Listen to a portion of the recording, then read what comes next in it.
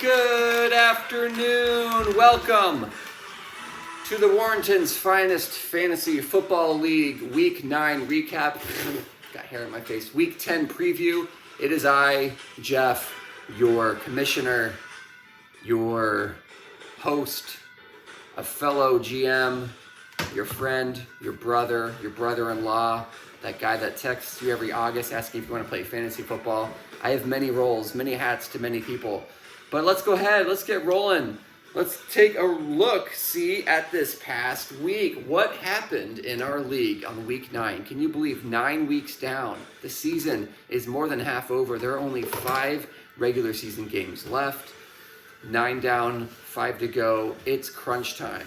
And if you know what I'm thinking, crunch time signifies the penalty. Not only is there a monetary reward for the winner of the league, again, all but $40. So second place gets $40. So that's 2 20s, which is 2 people's thing. And then everybody else, the winner gets $180. That's nothing to sneeze at. Last place, crunch time, gets the spiciest chip known to man. And right now, if you look at the standings, let me get rid of this glare. Oh, there go my markers. You've got, it still could be anyone. Even if you're right here, you're not necessarily safe. You're only 3 games out. Brandon could go on a win streak. You never know. Crazier things have happened. But 5 games left. I could finish the season 7-7. Brandon could finish 7-7. That just shows the parity in this league. I could literally go from here to here. There is still time. So everyone pay attention to your injuries. Pay attention to your bye weeks. Pay attention to matchups. Pay attention to the free agents.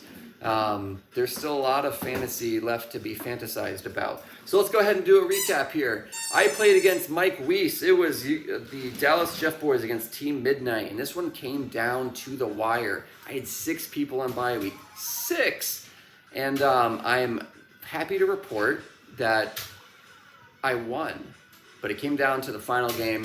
I went to sleep after the first quarter of the Monday Night Football game, still down by 17 points with a kicker and a running back no one had ever heard of before. And thankfully they eked it out for me. And Mike, sorry, but I'm not, because I was planning on losing my bye week. And the fact that I didn't have to necessarily, I'm very pleased about.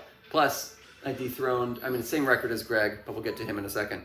Moving on, Team Touchdown going against Matt, Gone Fishing. Matt, you had previously been riding a 4-game losing streak. You started the season 4-0, slipped to 4-4, didn't want to fall sub 500. And so what did you do? You were fortunate enough to be playing against Dan, who did not put up any type of impressive scoring. I think the highest points was Lamar, with actually your kicker and Lamar Jackson were at 17 points each. Aside from that, a bunch of 2s and 3s and 4s. So Dan, talk to your squad, get them to practice harder throughout the week so you're not getting embarrassed. It wasn't that bad. But 106 to 72, actually, 30 points, that's pretty bad. Devontae Adams, Matt, good showing from him, 30 points for you, 32.6. Moving on, your pretty average team going against bye week. Jason, you continue to just follow the trend of win 1, lose 1, win 1, lose 1, and that's put you at 5-4. Again, number 6 out of 12. You are the definition of your pretty average team. And Brandon, 93, that's maybe close to your highest points of the year. And you could have beaten a few teams, and it just comes down to who you're playing. The weird thing is, take a look at this. 1,122 points scored against you. If my memory serves, Sean has scored 1,122 points. I think last week, I'll have to go back and check the footage. I think Sean's points and your points against Brandon match up every week, which is weird. Like those 2 numbers shouldn't be the same. But it just goes to show you, Brandon, you're really not that bad. Even though your team has scored the smallest amount of points, that's not good. But you've had the most points scored against you. And you can't control who you go up against. The matchup each week varies, and people's performance varies. There's not much you can do there. So, sorry that you lost 118 to 93. The good news is, if it makes you feel better, you would have beaten actually just one other team. Wait, no. You would have beat 2 other teams. 3 other teams. So you just gotta, that stinks. Moving on to one of the recaps that I was hoping to be able to do this type of recap. The Weasel going against the number 1 team, the Wanakee Squirrel Salads. Greg's been riding high on a 6-game win streak. And after the Thursday night game, I did send a little trash talk snapshot where you were losing by 10 points, I think, after the Thursday night game. And I was hoping it would last, and boy, did it. You lost. This was the closest game of the week, actually. 105.8 to 99.7. And Greg, this one came down to your bench. You left, I think, a total of like 60 points on your bench. And you can't be doing that. That's pretty tough. That's pretty tough. And I know you're going to blame the ESPN app. And listen, it's not the greatest app in the world, but you're the only one complaining about it. And no one else is having these issues, or at least no one else is vocalizing it. So maybe just check other sources. Don't blame me. We can change apps next year. I'm open for a vote. But what's the alternative? Something that, I don't know. But we can talk about it. I'm open. Moving on. Team Queen going against undefeated starting now. That name was awesome for 2 weeks, Michael, and now it's you've lost 2 weeks in a row. So it doesn't mean starting now, in which case we'll see. But there was literally nothing you could do. Hannah had Joe Mixon, scored 5 total touchdowns, 54.1 points. That was practically your entire team's score. Between Tua Tagovailoa, Joe Mixon, and Tyreek Hill, I think those 3 people would have beaten your entire team. But they would have beat few teams. So nothing to feel bad about, Michael. It's just one of those weeks. Hannah, wow. It's crazy because last week I think you needed Mixon to get you like 8 points so you could win, and he got you like 4. And this week he gets you 54. If only these guys could just like spread it out consistently so it's not feast or famine, but boom or bust. I think that's what our app tracks. The final matchup last week was Uncle Touchdown going against Carlos, just cruising.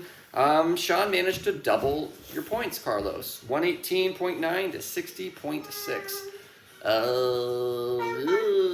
I think you had some people on bye week. Yeah, Carlos, you had about 4 dudes on bye week. That's gonna take its toll. So hopefully you can bounce back this. Wait a second. I don't want you to bounce back this week because moving ahead to the preview of Week 10, I play you. I hope you have more people on bye week because I would like to win. Right now, the projection, Carlos, you with 88.7, me with 116.4. Gone Fishing is matching up against Jason and your pretty average team. Right now, Matt's projected to win 119.4 to 111.1. The next matchup, bye week versus the Weasel, the battle for last place, or the battle for second to last place. Bye week, Brandon projected 94.4, Weasel Paul 106.3. Moving on, the Wanakee Squirrel Salads weeping and shedding tears over the loss, the snapping of the win streak last week going against Team Queen, who's coming off our highest point total of the season. Can it continue? Well, I don't know, but we've got the closest projection of the week here. 103.2 for the Squirrels, 101.9 for Team Queen. This one could be a nail-biter, folks. Moving on, Uncle Touchdown against undefeated starting now. Projection 117.8 for Sean, 108.4 for Michael. And then the last matchup of Week 10 will be Mike Weiss, Team Midnight against Dan, Team Touchdown. And that is Mike, 105.3, and Dan, 62.8. I think, Dan, you probably have some people on bye week, so you may want to check your lineup. What to say? Is there anything else to even recap, Chef? Should I say anything else? Yeah. Yeah? Well, I can't think of anything. So we'll go ahead and leave it for there. Check your lineups. Check your bye weeks. Check the free agents. Sean probably has a trade offer out there for you, so go ahead and just decline it. Don't feel pressured into taking a trade just because he presents it. I haven't done a single trade in my 15 years of doing fantasy football. And look, I've never won a season, so maybe I should do a trade. More on this next week. Have a good week, folks.